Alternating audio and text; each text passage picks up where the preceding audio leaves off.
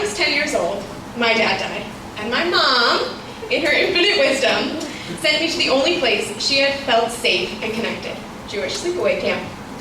On the first Shabbat of camp, I skipped into the chapel, arm in arm with my new best friend, breathing a big sigh of relief.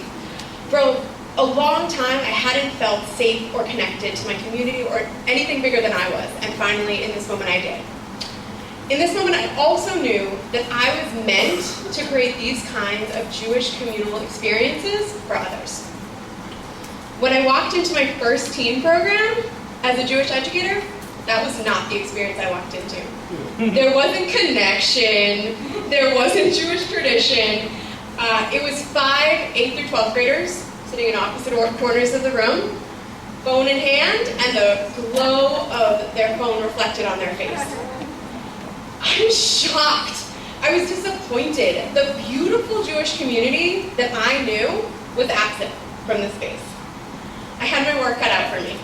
So I began to meet with every teen that would meet with me one-on-one. I listened to stories of teens who felt alone, as I once did, who felt disconnected, who felt so much pressure to be so many things, and yet didn't have an opportunity to figure out who they really were.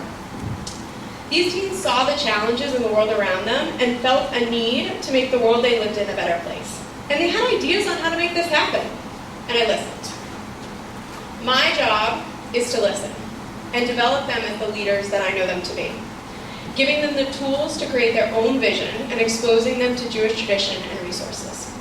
A few weeks ago, we went on our last youth group event of the year, and me and 30 teens piled onto a bus, took us to a restaurant, and we sat at one long table, talking and playing together, uninterrupted by a buzz or a ring of a cell phone. We piled back onto the bus that was an hour and a half late picking us up, collectively stressing that we would not have time for Havdalah, our prayer experience.